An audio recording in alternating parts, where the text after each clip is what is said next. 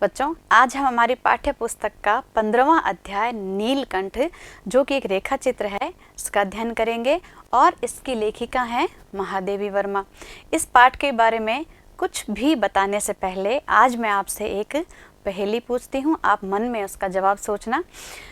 तो पहेली है, एक जानवर ऐसा जिसकी दुम पर पैसा, सर पे है ताज भी बादशाह के जैसा, बादल देखे छम छम नाचे अलबेला मस्ताना, इचक दाना। बोलो कौन? मोर। हाँ बच्चों, जैसे ही हमारे दिमाग में ऐसा आता है बादल देख के कौन नाचता है? मोर नाचता है, क्योंकि वो बहुत ही प्रसन्न होता है, उसको बारिश बहुत अच्छी लगती है। तो इस पाठ में आज हम नीलकंठ नाम के एक मोर के बारे में पढ़ेंगे, जो महादेवी वर्मा अपने घर ले आई थी। और उसका जो छोटे से बड़े तक का जो रूप है, उसकी जो शरारतें हैं, जो उसका सौंदर्य है, उसका लेखिका ने बहुत ही अच्छे से वर्णन किया है। तो वो हम सब देखेंगे इस पाठ में। तो बच्चों, शुरू करते हैं हमारा पाठ। उस दिन एक अतिथि को स्टेशन पहुंचाकर मैं लौट रही थी। अब ये कौन कह रहा है? लेखिका कह रही है कि मेरे घर कोई मेहमान आए थे, उनको स्टेशन पहुंचा करके मैं वापस घर की ओर लौट रही थी कि चिड़ियों और खरगोशों की दुकान का ध्यान आ गया। उसको ध्यान आया कि एक दुकान है जहां चिड़िया और खरगोश बिकते हैं, यानी पशु पक्षी जो है वो क्रय विक्रय किए जाते हैं। तो और मैंने ड्राइवर को उसी ओर चलने का आदेश दे दिया। जैसे ही दुकान का ध्यान आया, मैंने ड्राइवर को क्या कहा कि उस ओर चलो। बड़े मियाँ चिड़िया वाले की दुकान के निकट पहुंचते ही उन्होंने सड़क पर आकर ड्राइवर को रुकने का संकेत दिया। जैसे ही दुकान के पास आए तो वो खुद ही, दुकान वाला जो था वो खुद ही दौड़ा दौड़ा आया और ड्राइवर को हाथ करके और गाड़ी रोकने के लिए इशारा किया। मेरे कोई प्रश्न करने से पहले ही उन्होंने कहना आरंभ किया, सलाम गुरुजी। अब लेखिका को क्या बोला उसने? गुरुजी। पिछली बार आने पर आपने मोर के बच्चों के लिए पूछा था। शंकरगढ़ से एक चिड़ी मार 2 मोर के बच्चे पकड़ लाया है। चिड़ी मार कहते हैं बच्चों पक्षियों का शिकार करने वाला। अब आप इस चित्र में देखो, 2 व्यक्ति जो है, ये पक्षी जो है उड़ रहे हैं, इनका यहाँ पर क्या कर रहे हैं? शिकार कर रहे हैं। ये क्या करते हैं? अपने स्वार्थ के लिए पक्षियों का शिकार करते हैं और उनको दुकानों में आगे जाकर के बेच देते हैं।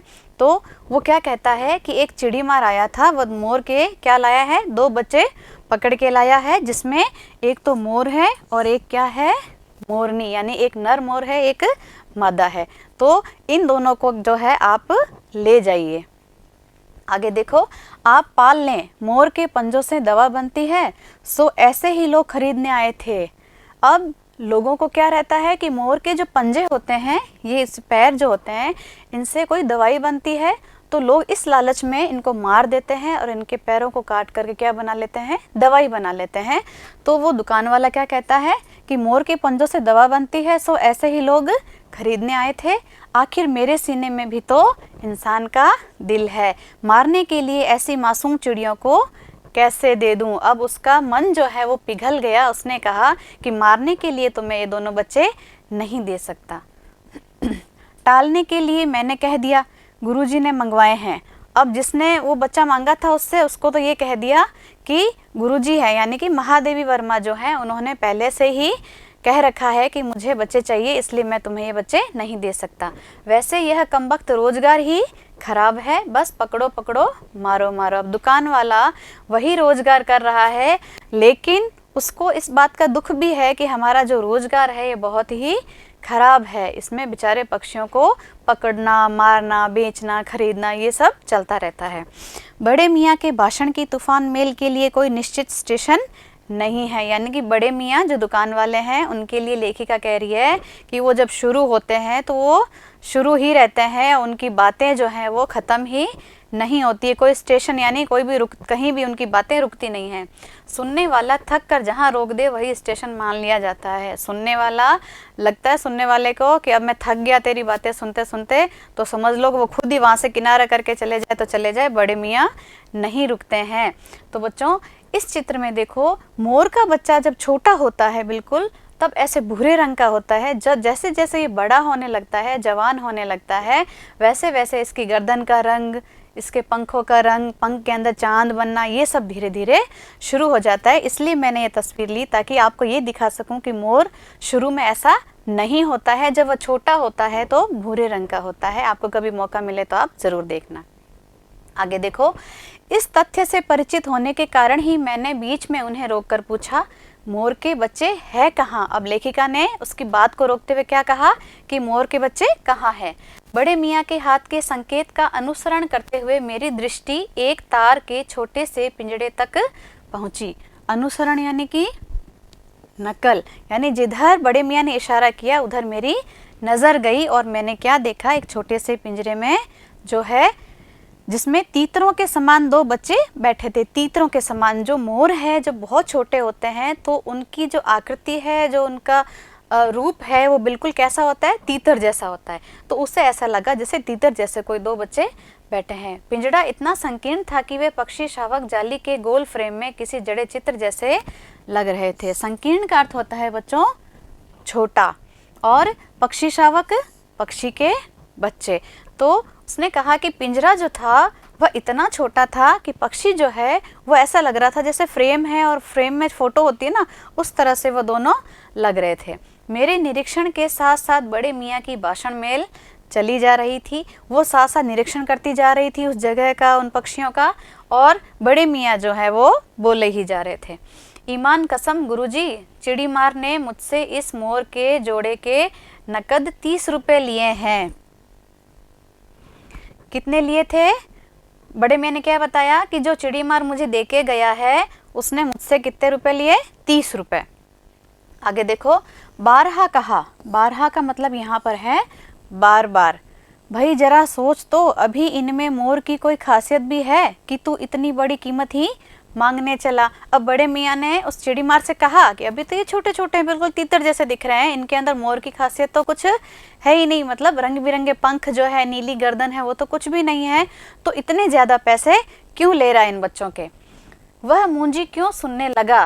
मूंजी का अर्थ यहाँ पर है कंजूस, यानी वह इतना कंजूस था कि उसने भाव कम ही नहीं किए। आपका ख्याल करके अछता पछता कर देना ही पड़ा।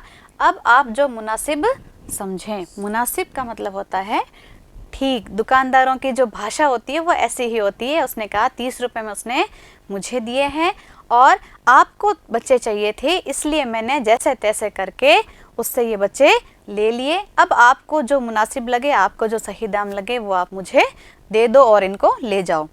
अस्तु 30 चिड़ीमार के नाम के और 5 बड़े मियाँ के ईमान के देकर जब मैंने वह छोटा पिंजड़ा कार में रखा, तब मानो वह जाली के चौखटे का चित्र जीवित हो गया। अब लेखिका ने क्या किया, 30 रुपये तो वो चिड़ीमार वाले उसको दिए और 5 रुपये जो है वो उसके ईमान के नाम पर, यानी कि वे आपने रखा मेरे लिए इसलिए 5 रुपये उसको मुनाफा समझ के दे दिए और वो पिंजरा अपने साथ ले लिया। दोनों पक्षी शावकों के छटपटाने से लगता था मानो पिंजड़ा ही सजीव और उड़ने योग्य हो गया है। दोनों पक्षी जो है पिंजड़े में वो छटपटा रहे थे, तो लेखिका को लगा जैसे पिंजरा है वो जीवित हो उठा है, यानी पिंजरा ही इनके साथ उड़ जाएगा जैसे।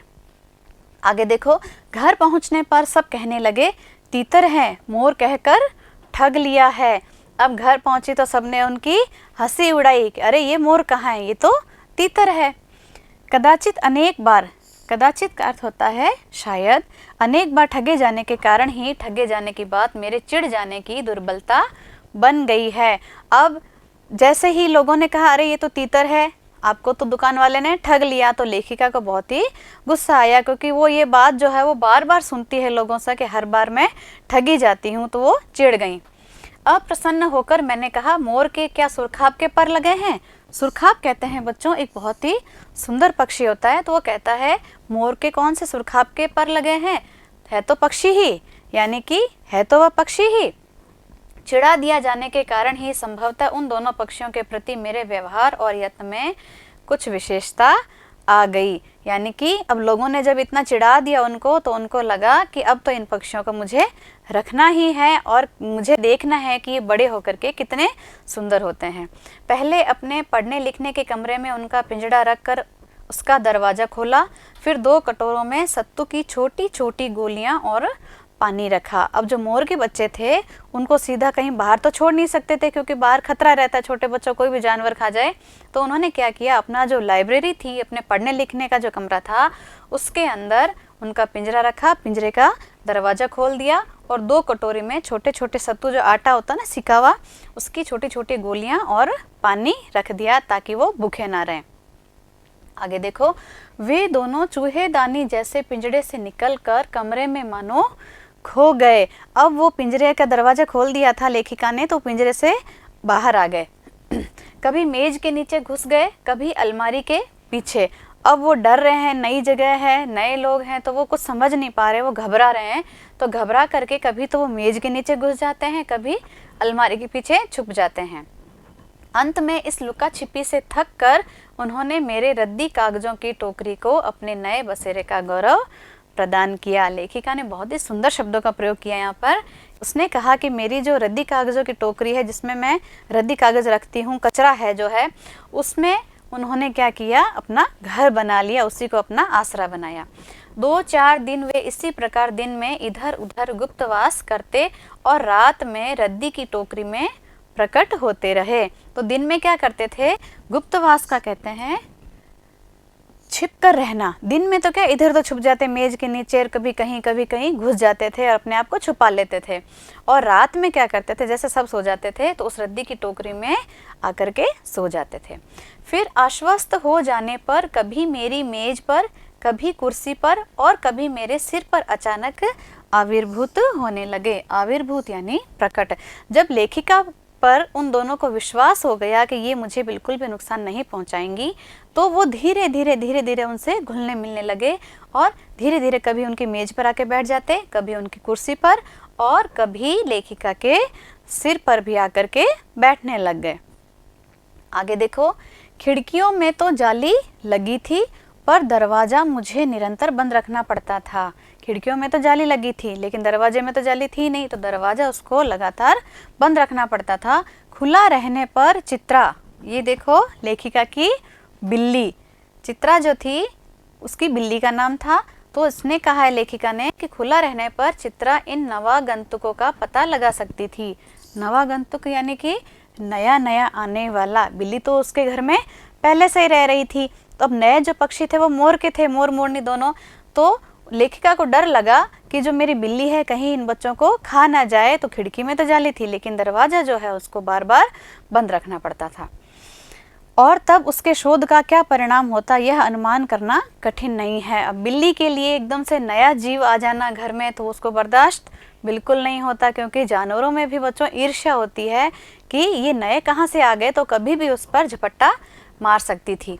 वैसे वह चूहों पर भी आक्रमण नहीं करती, परंतु यहाँ तो 2 सर्वथा अपरिचित पक्षियों की अनधिकार चेष्टा का प्रश्न था। वैसे तो चूहों का शिकार करके वो नहीं मारती थी, लेकिन फिर भी लेखिका को बिल्कुल विश्वास नहीं था कि बिल्कुल नए हैं, अपरिचित हैं, तो इन पर वो हमला कर सकती है। तो उनको विश्वास नहीं था कि ये इस पर कभी भी, ये उनको लगा कि ये मेरा जो अधिकार है, लेखिका के पास पहले बिल्ली रहती थी, अब वो पक्षी आ गए, कमरा बंद रहने लग गया, तो हो सकता है कि गुस्से में वो उन दोनों पर हमला भी कर दे।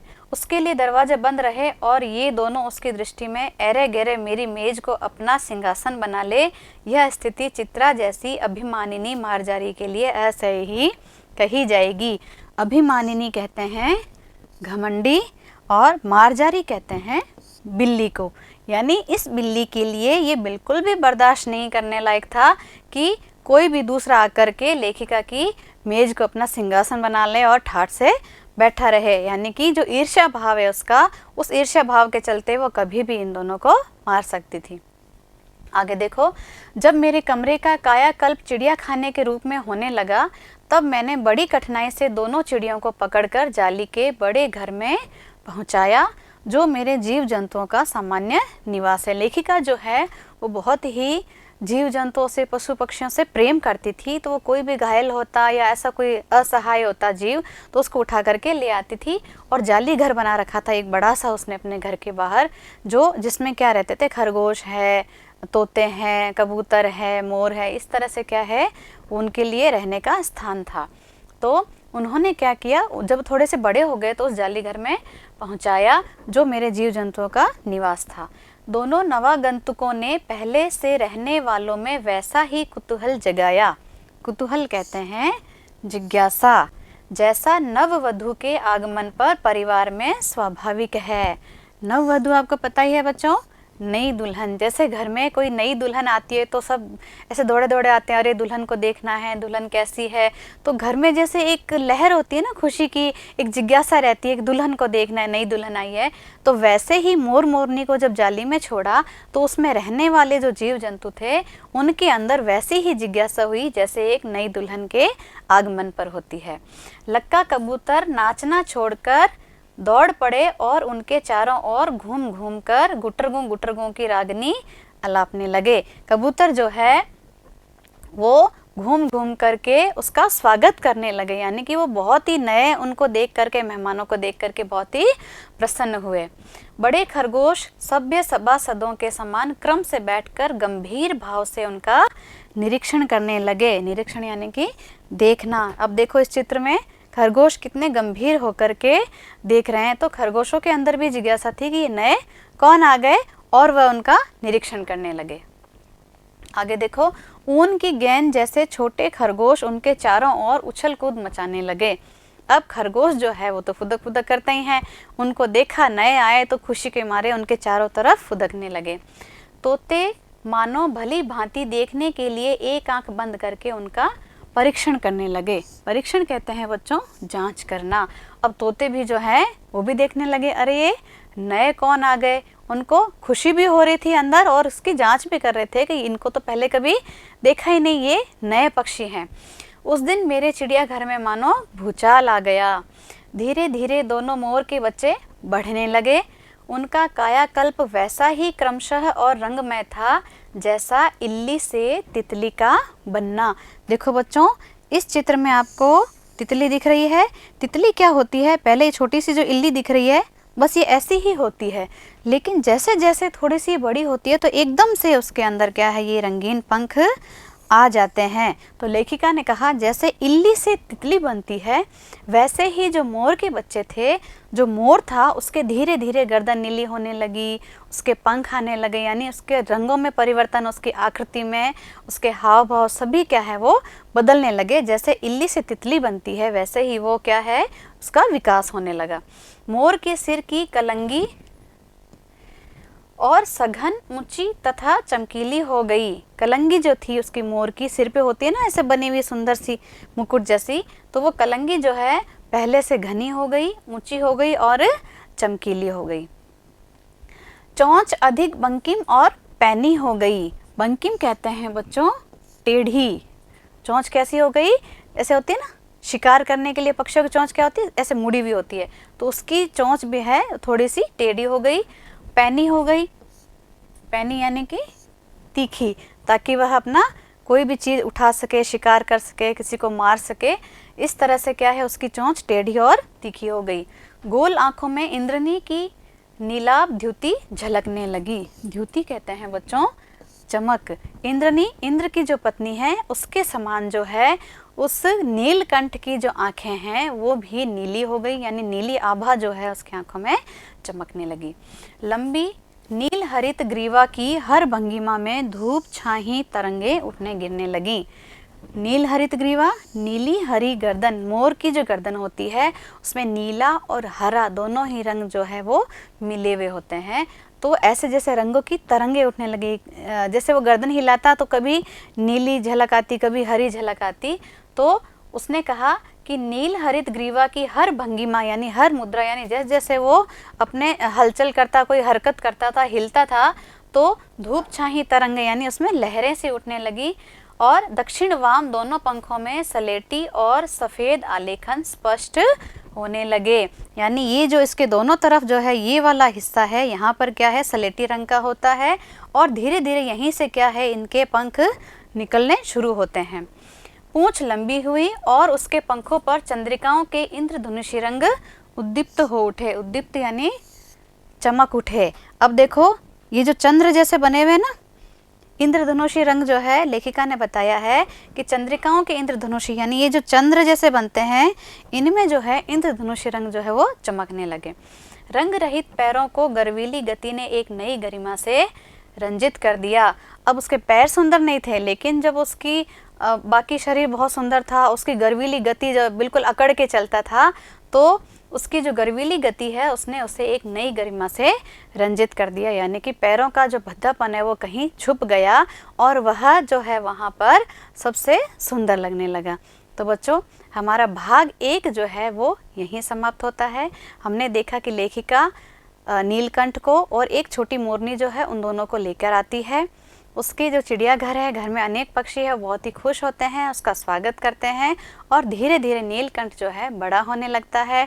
उसकी गर्दन जो है वो नीली और हरे रंग की लहरें जैसी बन गई और उसके पंख जो हैं वो बड़े होने लगे और उस पर इंद्रधनुषी चंद्रिकाएं बनने लगी। तो बच्चों, भाग 2 जो है उसमें हम आगे का जो अध्याय वो पढ़ेंगे। तब तक के लिए आपसे विदा लेती हूँ। धन्यवाद।